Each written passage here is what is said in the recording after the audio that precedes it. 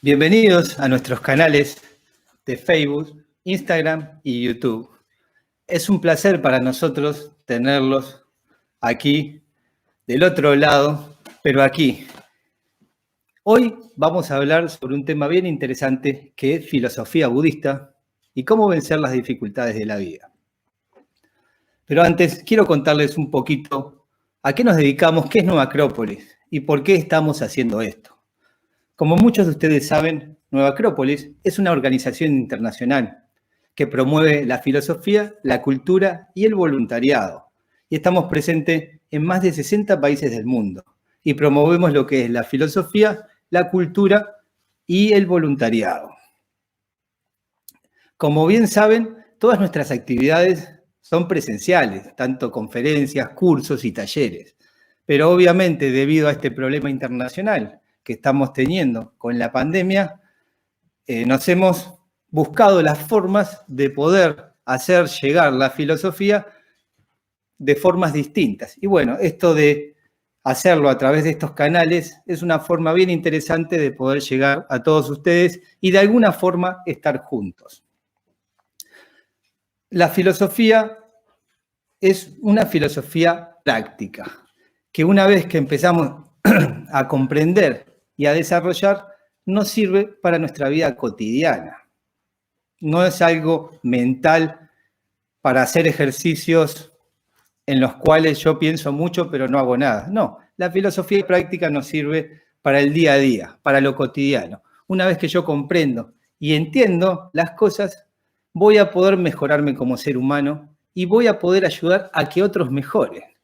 Y así, de esta forma, el mundo será mucho mejor. Por eso es tan necesaria la filosofía.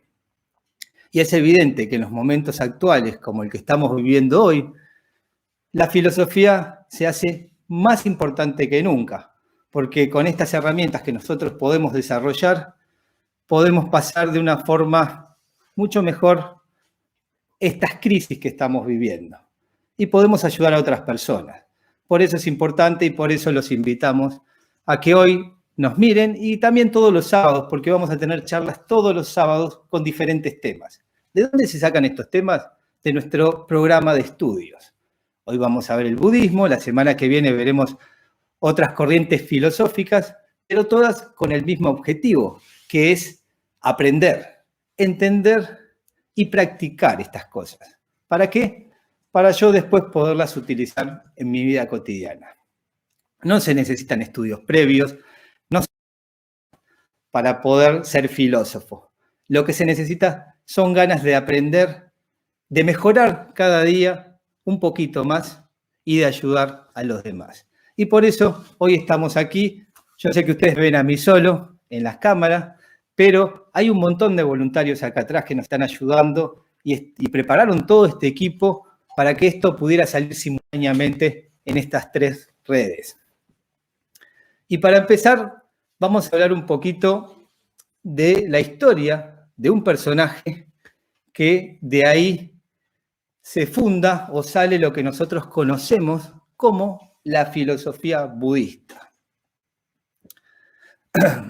Es interesante esto. ¿Por qué? Porque de personajes históricos tenemos muy poco material, pero del Buda tenemos mucho material, porque ha quedado en los registros históricos. Entonces sabemos muchos datos interesantes de este personaje que se llamó Siddhartha Gautama, que luego nosotros todos los conocemos como el Buda. Y vamos a ir un poco a su historia. Hay que entender que esta es una charla que va a durar aproximadamente unos 40 minutos. Entonces el tema no se podría desarrollar en su totalidad. Entonces esto es más bien un resumen para que se entienda y ustedes puedan de alguna manera disfrutar de lo esencial y de lo más importante de esta filosofía. Una filosofía que ha cambiado mucho el mundo. Y si Siddhartha Gautama, el Buda, estuvo presente hace 2500 años, hoy todavía seguimos hablando de él y seguimos aprendiendo de sus enseñanzas. Y esto es algo muy, muy interesante y muy práctico. Vamos a empezar con la vida de él. ¿Dónde nace Siddhartha Gautama? Nace en una ciudad al norte de la India, donde hoy sería Nepal, en el reino Sakya. Era hijo de un gran rey que se llamaba Suddhodana y su madre, la reina Maya. Cuando nace el Buda, su madre a los pocos días muere y fue criado por su padre. Cuando él era un bebé, cuando el Buda era un bebé, lo visitan unos sabios de la India y le dicen a su padre que su hijo iba a ser un gran personaje, un gran hombre, un gran maestro. A su padre no le gustó mucho esta noticia porque él era un rey guerrero, y quería que su hijo tomara su reino y también fuese un rey guerrero. Entonces, que el sabio le dijera que iba a ser una persona muy importante, pero un maestro de hombres, no lo convencía mucho. Entonces, el padre se las ingenió para que Siddhartha Gautama en toda su adolescencia no tuviera casi contacto con materiales de estudio o con gente sabia. Por lo contrario, lo llenó de lujos, de placeres, palacios, gente, todo alrededor de él para que lo distrajese y lo tuviera entretenido en los placeres de la vida mundana. Pero Siddhartha fue creciendo y en su interior había algo que no le cerraba, había algo que decía, que le hacía sentir que algo le faltaba. Quizás algo que a nosotros también a veces nos pasa en nuestra vida. Por más que tengamos todo lo que pensamos que nos va a hacer feliz, a veces sentimos que algo nos falta, una especie de vacío existencial. Y bueno, este sentimiento que anidaba dentro de Siddhartha fue creciendo y se fue sintiendo cada vez más intenso. Entonces llega un momento en el cual Siddhartha, que era un príncipe y que en el futuro iba a ser el rey de todo ese reino, decide casarse. Se casa y tiene un hijo. Y luego de un tiempo le dice al padre que él quiere salir a conocer la capital de donde él va a gobernar. Siddhartha Gautama nunca había salido de sus palacios. Entonces, esto era algo nuevo. El rey recordó la vieja profecía que le había hecho el sabio, que decía que su hijo iba a ser un maestro de hombres. Entonces, no lo convenció mucho que él saliera a la capital a conocerla, pero no tenía forma de detenerlo. Entonces, ¿qué hizo? Le dio permiso a su hijo, pero le dijo que iba a salir en una caravana con su gente, en una especie de desfile con todas las pompas de un príncipe. Entonces se las ingenió para unos días antes ir a la capital, llevar a su gente, limpiar toda la capital, dejarla hermosa y sacar a todas las personas que viviesen allí, que fueran pobres, ancianos o que dieran mal aspecto a la ciudad.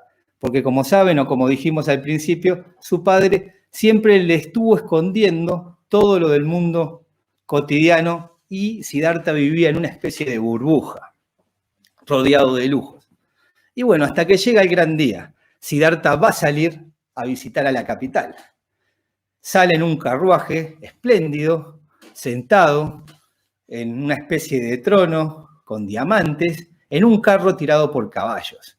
En ese carro iba él sentado y iba su cochero manejando el carruaje. Y bueno, Siddhartha empieza a ver la ciudad cuando va a la procesión y se da cuenta que todo está lindo, que todo es hermoso, que hay flores por todos lados, y esto a Siddhartha no le cerraba mucho. Y sigue la procesión, pero de repente parece que no estaba todo tan bien arreglado, porque de la nada aparece un señor mayor, muy avejentado. Le faltaban los dientes y estaba muy arrugado. Siddhartha se lo queda mirando y no lo puede creer. Parece que Siddhartha nunca había visto a un anciano en esas condiciones. Lo mira una y otra vez y le pregunta a su cochero y le dice: ¿qué pasa con ese señor? ¿por qué está así tan deteriorado? Y el cochero le dice, Siddhartha, es un anciano, eso es la vejez. Siddhartha se queda impresionado y le pregunta, ¿y yo voy a envejecer? ¿Y tú vas a envejecer? Le pregunta el cochero. Y el cochero le dice que sí. Y ahí quedó un poco tocado, pero sigue la procesión. A unas cuadras tiene otro encuentro. Se encuentra con un enfermo de lepra. Y le da peor todavía. Ve eso, ve esa imagen y no los puede creer. Y le pregunta otra vez al cochero, dime, ¿qué le pasa a esa persona? Que tiene toda la piel como cayéndose. Es un leproso, Siddhartha, está enfermo. Siddhartha queda también muy tocado y le pregunta, ¿y tú te puedes enfermar? ¿Yo me puedo enfermar? El cochero le dice que sí. Sigue la procesión y Siddhartha cada vez está más confundido porque ve cosas que nunca había visto. Hasta que tiene el tercer encuentro y ve una procesión donde llevan a un muerto. Siddhartha le pregunta al cochero, ¿qué es eso? ¿Qué es esa persona que va tapada? Y el cochero le dice, es un muerto. Ha muerto y su familia lo va a quemar. Muerto. Y le vuelve a hacer la misma pregunta, ¿y tú vas a morir y yo voy a morir? Y el cochero le responde, sí, todos vamos a morir. Y Siddhartha ya no lo podía creer. Se había encontrado con estas tres personas en su salida y era algo para él que lo había impactado mucho. Cuando llega al palacio, se da cuenta que su padre lo había engañado y lo había tenido toda la vida en una burbuja. Y se enoja mucho y decide que él no iba a parar hasta encontrar la solución al sufrimiento de los seres humanos. Llegó a la conclusión que el ser humano sufre mucho por estas causas. Entonces dijo que él no podía vivir en esta burbuja, aislado del mundo, sabiendo que tanta gente sufría. Y decide salir al mundo, conocer, aprender y buscar esta solución. Y así efectivamente Siddhartha se va del palacio, cambia sus ropas de príncipe por unas ropas normales y se va en busca de la sabiduría.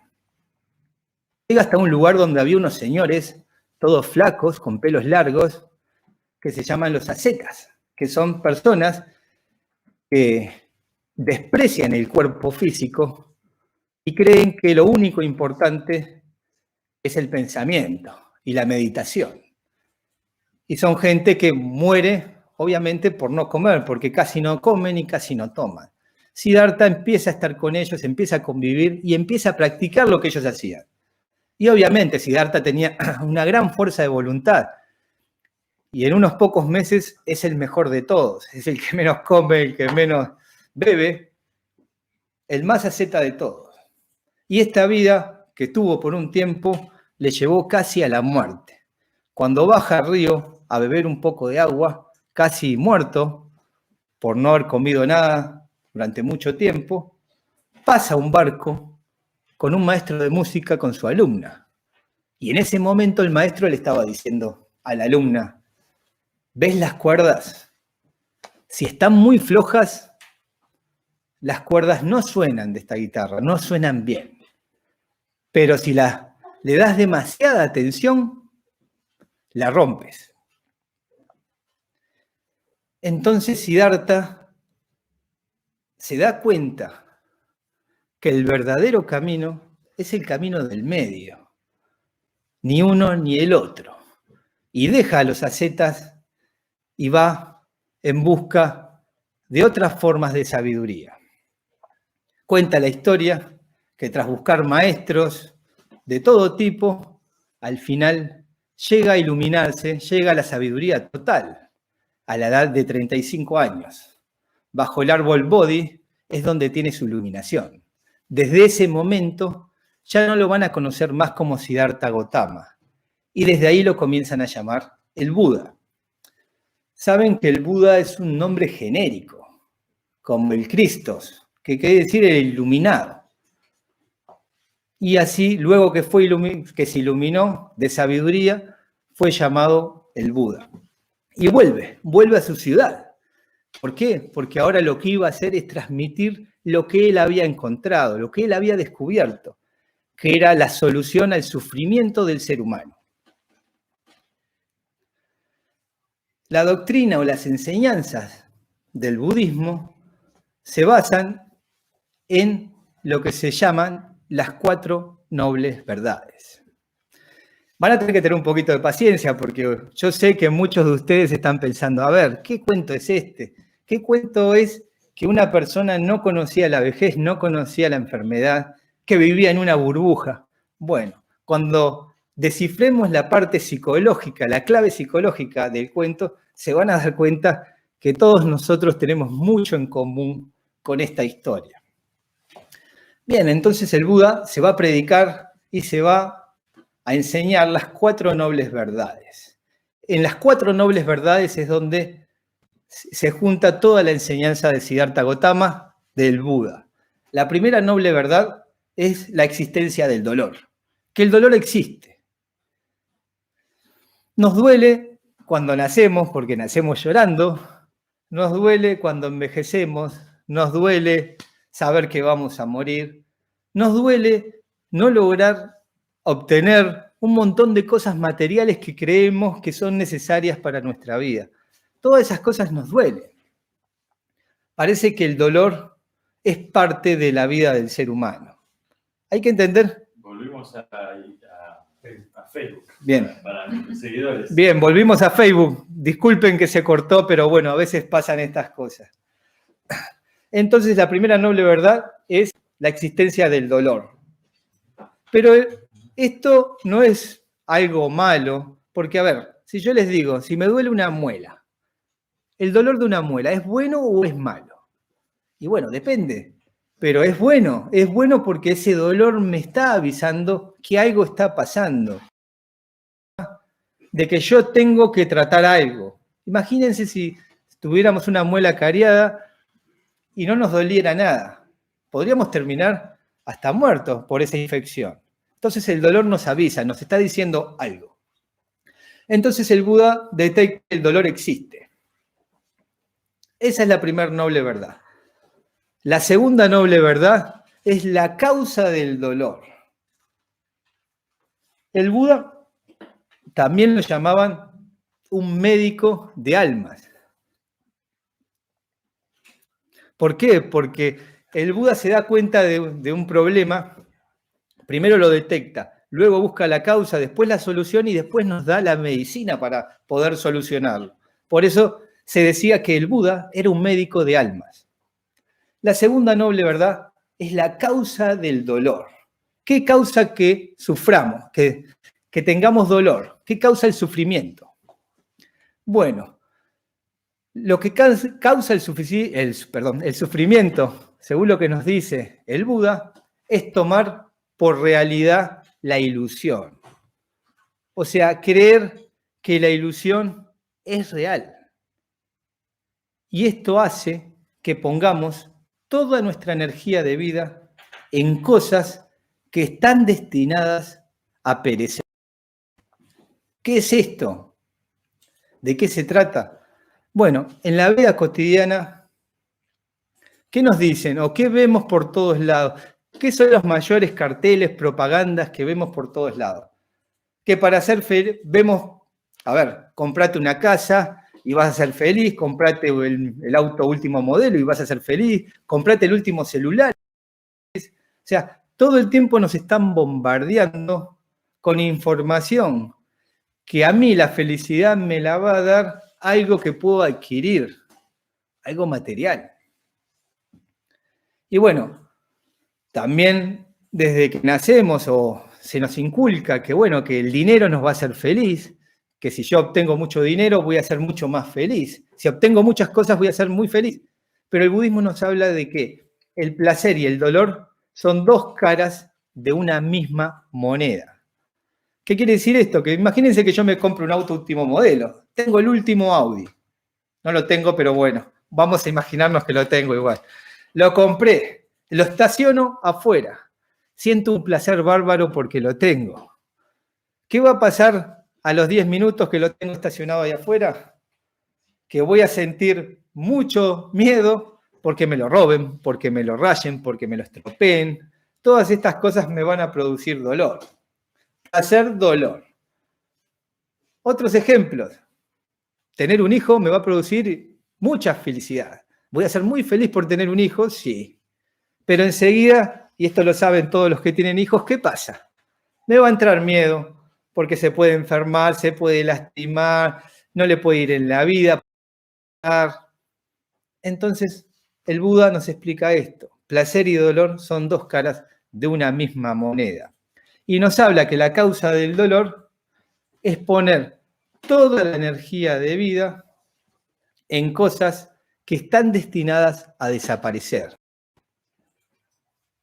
Claro, a ver, y hoy podemos ver esto, ahí tenemos ejemplos clarísimos. Imagínense, yo una persona muy exitosa, también estoy imaginándome, estoy tomando papeles para ponerles ejemplos que ustedes puedan ver claramente de qué está hablando Siddhartha Gautama, el Buda. Imagínense un hombre exitoso, puso un restaurante, estaba haciendo mucho dinero, muchos empleados, muchas cosas, y para mí hace 4 o 5 meses atrás estaba en el tope. A ver, estaba cómodo, todo bien, creyendo que nada me podía afectar.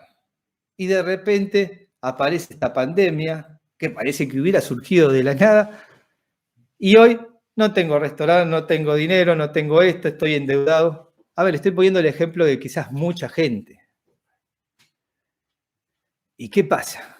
Que puse mis expectativas en cosas que pueden desaparecer, que yo no las domino del todo, ¿sí? Obviamente, yo para hacer dinero tengo que trabajar, hacer mucho esfuerzo, es evidente que hay una parte de mi responsabilidad de poder llegar a lograr estas cosas, pero de que las mantenga no va a depender tanto de mí, porque son cosas perecederas, nos dice el Buda.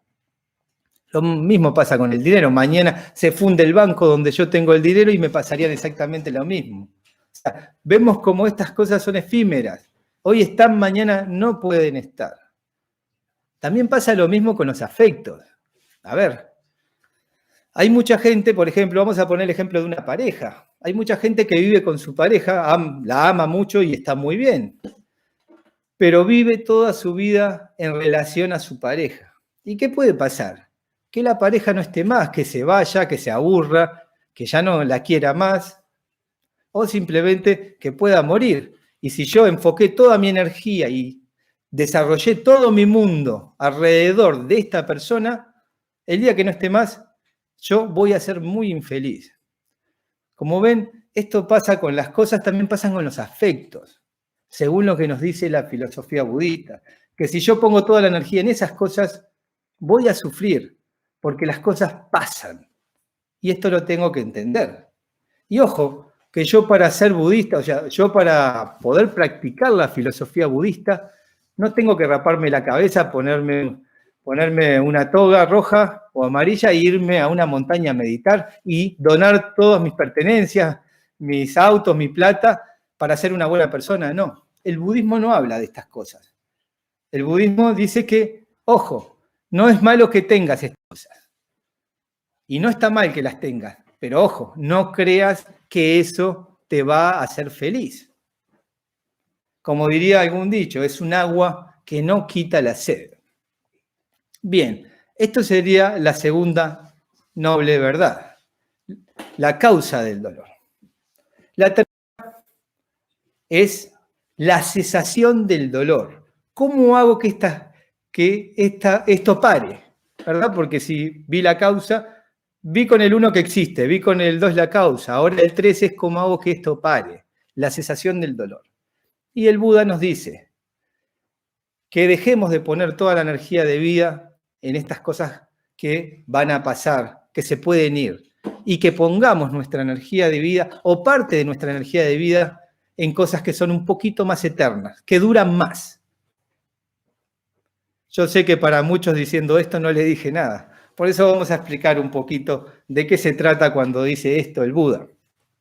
Para la filosofía budista, como para la filosofía platónica, estoica, para la filosofía americana, egipcia, el ser humano tiene dos naturalezas. Tiene una naturaleza superior y una naturaleza inferior. Y el Buda, cuando dice poner parte de la energía de vida en cosas que van a tiempo, que son eternas, es poner energía en las cosas superiores. Pero quizás para que quede un poco más claro, le voy a contar un pequeño cuento que habla sobre estas dos naturalezas que hay dentro mío y hay dentro tuyo también. Había un niño que estaba con su abuelo. Y el niño le pregunta al abuelo, dime abuelo, ¿qué hay dentro del ser humano? Y el abuelo le dice, bueno, dentro de cada ser humano hay dos lobos, un lobo negro y un lobo blanco. Estos dos lobos se pelean constantemente, todo el tiempo. El lobo negro representa la envidia, la maldad, la desconfianza, lo corrupto, lo malo. El lobo blanco representa la ética, la moral, la justicia, la generosidad, el amor. Estos dos lobos están peleándose todo el tiempo dentro de nosotros para ver quién es el que va a ganar la batalla final, la pelea. Y el niño se queda mirándolo y obviamente le pregunta lo que todos nos preguntaríamos. ¿Quién gana la pelea?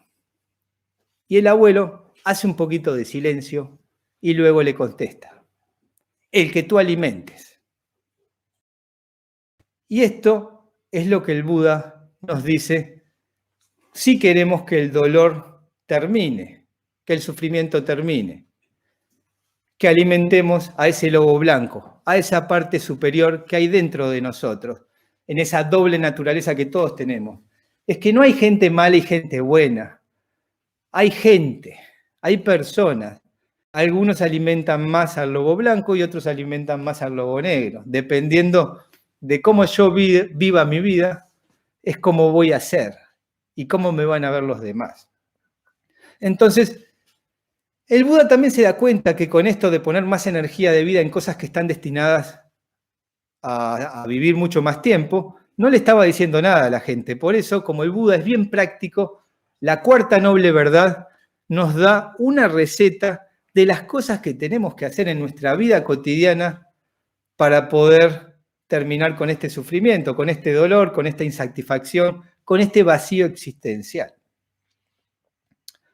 Y la cuarta noble verdad se llama el noble óctuple sendero, que son 8 formas de vivir la vida o de aplicar ciertas reglas de vida que nos va a hacer mejorar como seres humanos. Es una forma de darle de comer a ese lobo blanco que tenemos para que al final pueda ganar la pelea. Y vamos a empezar a desarrollar. La primera, son todas rectas. La primera enseñanza dentro del noble óctuple sendero es la recta comprensión. ¿Qué es esto? Es comprender en profundidad las cosas que suceden. No quedarse con la cáscara, sino ir al fondo de las cosas.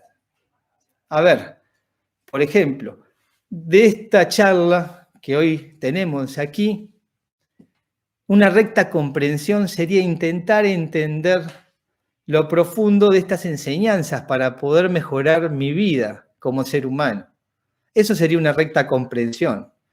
Lo contrario sería, ay, qué lindo cuento del Buda, ahora ya conozco la historia del Buda, tengo otra cosita más que sé para contarle a mis amigos, y no haberse quedado con nada del significado profundo de estas cosas.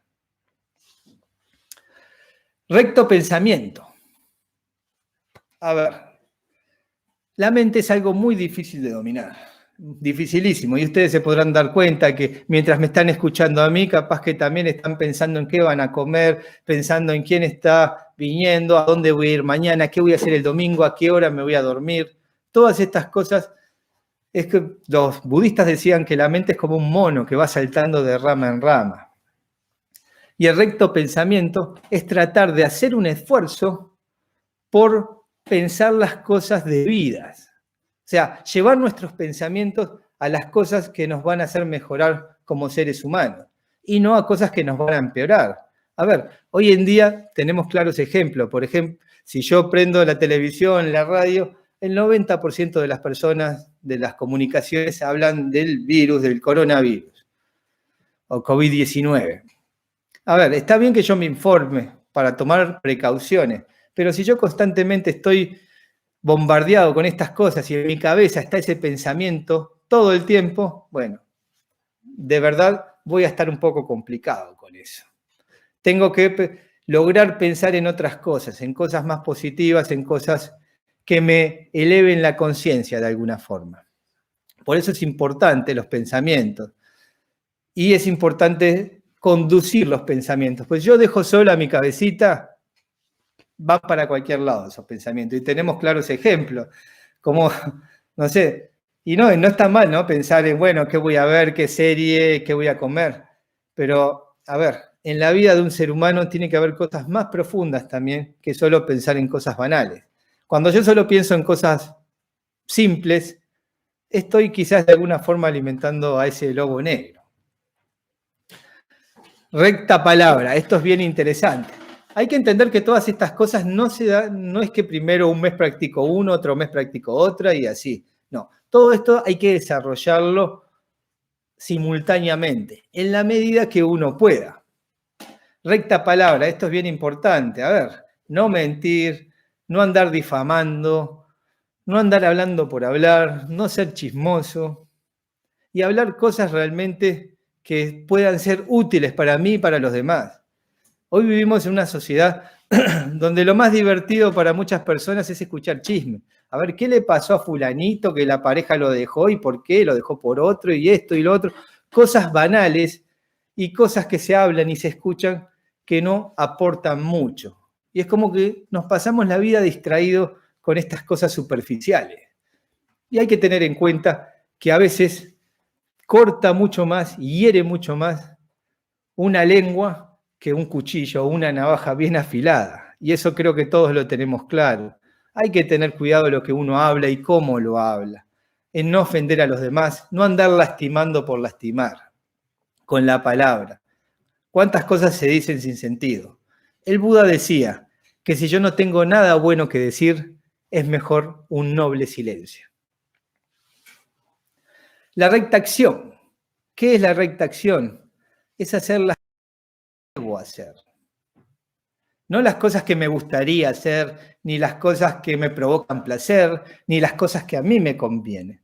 Muchas veces en la vida y en la mayoría de las oportunidades, el destino nos pone ante situaciones en que yo tengo que optar por hacer lo correcto o hacer lo que a mí me conviene, que no es tan correcto. Y el Buda te dice, optá por hacer lo correcto, la recta acción. Más allá que esto a veces te puede traer algún perjuicio, pero es lo correcto, hacer lo que se debe hacer, y no muchas veces lo que quiero o lo que me conviene. Rectos medios de vida. Bueno, esto es básicamente ganarse la vida sin hacer sufrir a otras personas, sin dañar a otras personas. Todas aquellas cosas que me hagan a mí ganarme la vida sin dañar a los demás, son rectos medios de vida. Recto esfuerzo. A ver, esto es interesante porque hoy vivimos en una sociedad donde parece que el esfuerzo es algo malo, parece que esforzarme por las cosas es algo que no está bien visto. Y parece que se le hace honor a la gente que se esfuerza poco. He escuchado muchas veces por ahí, en alguna reunión, alguna vez, hablar a alguien que dice, yo la tengo resuelta la vida, porque estoy en un trabajo donde no tengo que ir, yo los engaño y simplemente voy a cobrar y voy una o dos veces al mes y cobro todo mi sueldo, la gente no se da cuenta y yo así soy muy vivo. Bueno, eso no tiene nada de vivo. Aparte de ser corrupto, es poco ético y poco moral y tiene muy poco de esfuerzo. Hay que entender que en la vida las cosas buenas, las cosas que realmente valen la pena, requieren de esfuerzo. Cuando algunas cosas llegan sin esfuerzo, ojo, hay que abrir bien los ojos. ¿Por qué? Porque quizás no sea algo tan bueno. La vida nos enseña que todas las cosas que logramos que son verdaderas requieren un gran esfuerzo. Recta atención viene después. ¿Qué es la recta atención? En un mundo donde todo el mundo va caminando por la calle con una pantalla de celular en los ojos, donde ni siquiera ya hoy en día miran donde caminan. Es increíble, pero la atención es muy complicada, se ha perdido prácticamente. Es importante la atención, es importante estar atento a donde estoy. A ver, si yo estoy en una clase de gimnasia, mi atención la tengo que prestar a la clase de gimnasia. Si yo estoy en una clase de filosofía, la atención la tengo que poner en mi clase de filosofía. Si estoy trabajando, mi atención tiene que estar en el trabajo. Pero no como muchas veces sucede, que yo estoy en el trabajo y estoy pensando en mi casa. Estoy en mi casa y estoy pensando en el gimnasio. Estoy en la clase de filosofía y estoy pensando en el trabajo. Entonces, realmente nunca estoy donde estoy. Es como si viviera dormido. Y es por esto que muchas veces pasan las cosas, pasan los acontecimientos y uno ni siquiera los recuerda. Dice, yo estuve ahí, tú me dijiste eso, pasó esto. Como nunca presté atención o presté muy poca atención, perdí de vista todas esas cosas y no quedaron registradas. Pasa mucho en las comunicaciones, en las conversaciones. Hoy parecen más monólogos que conversaciones. Uno se junta con otra persona a hablar, espera que la persona termine de hablar todo y en vez de comentarle lo que dijo, no. Empieza él con su otro speech. Y así uno habla una cosa, otro. Cada un monólogo, uno y otro. Y por último, la recta concentración. ¿Qué es la recta concentración? Es concentrarse en lo que uno está haciendo. Si yo estoy estudiando, estoy estudiando. Y va de la mano de la recta atención. Yo tengo que poner recta atención y tengo que concentrarme. O sea, estoy atento y concentrado. Como me gustaría que estén todos ahora a mí atentos y concentrados. Y no haciendo quizás 4 cosas al mismo tiempo. Si tú estás ahora mirándome a mí y haciendo un par de cosas más, no estás concentrado y no estás atento. Estás desperdiciando tu tiempo, básicamente. ¿Por qué? Porque no te va a quedar mucho registrado. Porque tú crees que estás haciendo muchas cosas, pero no estás haciendo nada al final. Porque uno tiene que poner la concentración y la atención en una cosa. Y bueno, son todas estas pequeñas cosas que nos dice el Buda. Esto sería el noble óctuple sendero, el cual tendríamos que practicar para poder lograr alimentar a ese lobo blanco, para poder alimentar a nuestra parte superior, a eso de bueno que todos los seres humanos tenemos adentro, pero que tenemos que desarrollar. Las cosas no se dan solo por conocer un tema. A ver, ustedes hoy, por haber escuchado mi charla sobre el Buda, no van a ser mejores personas, no van a elevar su conciencia, pero sí si se ponen en práctica estas cosas. Y obviamente estas cosas van a llevar mucho esfuerzo, por eso está el recto esfuerzo. A ver, ser bueno, ser ético, ser moral en un mundo que está un poco complicado, no es fácil. Va a requerir de mucho esfuerzo, pero este esfuerzo vale la pena. ¿Por qué? Porque estamos evolucionando, estamos mejorando como individuos y vamos a mejorar también a los que estén a nuestro alrededor, porque ustedes saben que cuando alguien ve un buen ejemplo lo sigue, lo diga o no lo diga. Porque los ejemplos buenos llaman la atención, y más en un mundo como el que estamos viviendo hoy. Y bueno, esto es un poquito de la historia del Buda y de las enseñanzas para entender un poco cómo yo, aprendiendo un poquito de estas cosas, realmente puedo adquirir herramientas para vencer las dificultades de la vida. Y sobre todo para esos temas que a veces nos afectan tanto. Y volvemos otra vez a la historia del Buda. ¿Recuerdan cuando les dije que me tengan paciencia, que el tema de que el Buda podría sonar muy infantil, que una persona no conociera la muerte, la vejez y la enfermedad? Y bueno, la clave psicológica es lo mismo que nos pasa a nosotros. A ver, tú sabes lo que es la muerte, la enfermedad y la vejez. Yo también lo sé. Pero, ¿realmente somos conscientes de estas cosas? ¿Realmente somos conscientes de la vejez? ¿O realmente empezamos a ser conscientes cuando envejecemos? Por ejemplo, cuando se notan las canas, como se ven algunas acá, o cuando las arrugas, la maquilladora hoy faltó y por eso no me pudo maquillar y me veo así de feo, pero bueno, todas estas cosas que te están diciendo que estás envejeciendo. Si bien uno sabe que va a envejecer, pero cuando empieza a notarlo en uno mismo, es cuando empieza esta angustia. Y ahí es cuando marca la escena de Siddhartha Gautama viendo al viejito. Cuando uno se enferma, lo mismo. Bueno, sabemos que existe la enfermedad, pero cuando vemos que alguien de los nuestros se enferma, ahí es cuando nos empieza a preocupar las cosas. Y con la muerte es lo mismo. A ver, todos sabemos que vamos a morir.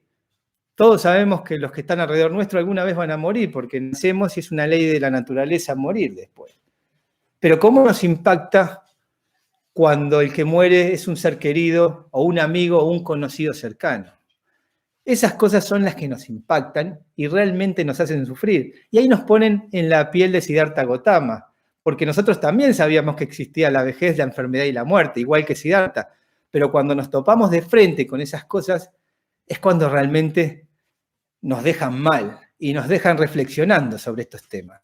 Y quizás nos haga, de alguna forma, empezar a pensar y a sentir como el Buda, el querer estas cosas.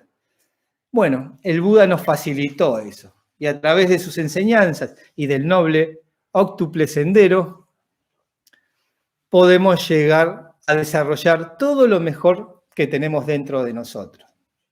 Y ya para finalizar les voy a contar un pequeño cuento sobre el Buda. Resulta que el Buda iba en una ciudad muy importante, y todo el mundo sabía que el Buda venía. Se estilaba en ese tiempo llevar una lámpara de aceite para escuchar al Buda. Entonces se reunían cientos y miles de personas y cada uno llevaba una lámpara de aceite según sus posibilidades. Iba mucha gente de mucho dinero que llevaba grandes lámparas de aceite y gente con poco dinero que llevaba lámparas de aceite chiquitas. Resulta que había una viejita muy pobre que quería escuchar al Buda, pero no tenía suficiente dinero para comprar aceite para que su lámpara prendiera. Y va hasta el vendedor de aceite, le lleva unas monedas y le pide si le podía dar unas gotas de aceite. El vendedor de aceite la rechaza, le dice que no, que con esa plata no le alcanza, que se fuera, que viniera cuando tuviera dinero. La viejita, muy triste, se va y empieza a pensar de qué forma podía conseguir dinero para comprar ese aceite, ya que tenía muchas ganas de ir a escuchar al Buda. Y se da cuenta que podía cortarse el pelo y venderlo. Saben que en la India, como en otros lugares, el pelo es muy valioso y también es un símbolo de prestigio. Cortarse el pelo es una especie de humillación en muchos lugares. Y en la India es uno de ellos, que no está muy bueno. Pero la viejita, con tal de ver al Buda, hacía cualquier cosa. Entonces se corta el pelo y le lleva el pelo al vendedor de aceite. El vendedor de aceite mira y dice, con esto te puedo dar aceite nada más. Era muy poco aceite, pero a la viejita le servía. Le da las 3 gotitas de aceite en la lámpara, se las pone, y la viejita se va muy contenta hacia el lugar donde el Buda en un rato iba a dar su sermón. Cuando llega la viejita, se da cuenta que está llena de gente y que todos tienen lámparas, desde medianas hasta gigantes lámparas, con grandes contenedores de aceite. Pero ella iba muy feliz con su pequeña lamparita. Llega el Buda, empieza a dar su sermón, a dar sus enseñanzas, todas las lámparas prendidas, una vista hermosa, y de repente se levanta un gran viento. Y de una sola vez se apagan todas las lámparas. No queda ni una prendida. O al menos eso parecía. Porque allá en el fondo, de repente, entre toda la oscuridad, se ve un pequeño fuego, una pequeña lámpara encendida. ¿Y quién era? Era la viejita con su lámpara, que no se había apagado. El Buda se baja de donde estaba, va caminando hacia donde se encontraba la viejita, toma su lámpara en sus manos con una ternura impresionante y empieza a prender todas las lámparas que había en el lugar. Y termina diciendo, con que el mundo quede una pequeña llama de sabiduría, me será suficiente para volver a iluminarlo. Y esto nos habla un poco de la necesidad de que nosotros todos, cada uno a su manera o como pueda, ser una pequeña lamparita.